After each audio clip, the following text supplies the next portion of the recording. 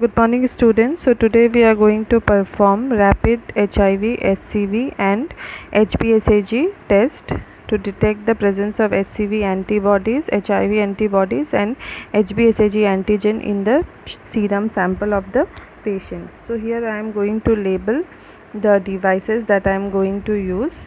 All the three tests I am going to perform for the same patient. So after the devices are labeled, I'll use the buffer for HIV tridot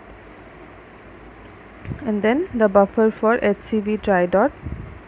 Once the buffers are absorbed, I will take the sample and put the sample into the sample well of HBsAg, HIV and HCV devices.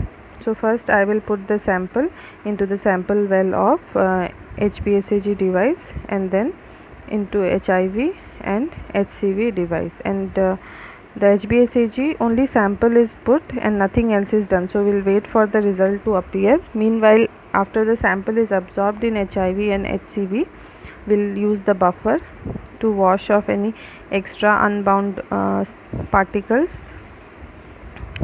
Similarly, we'll use the buffer of HCV also to wash off the unbound antibodies and wait for the buffer to get absorbed.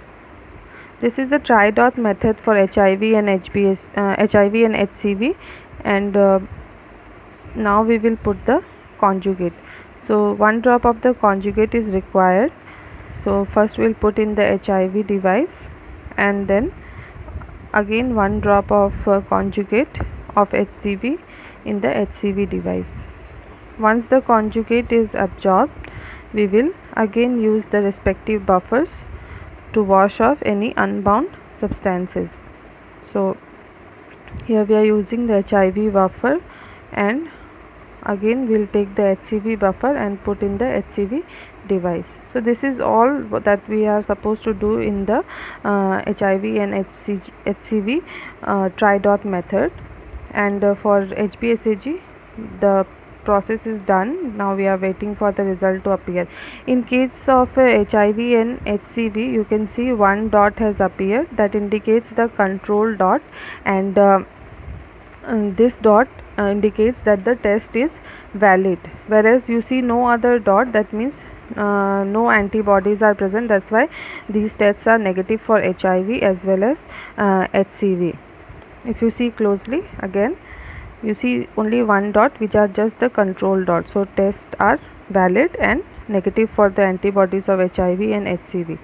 Now coming to the HBsAg, if you see carefully, the sample is still running, and now it is just going to cross the control band, and if you look here, that the sample has just crossed the control band, and you can see a faint control line appearing, which indicates that the control the test is valid, and you in the test panel you don't see any line that indicates that the test is negative for the presence of HBsAg antigen.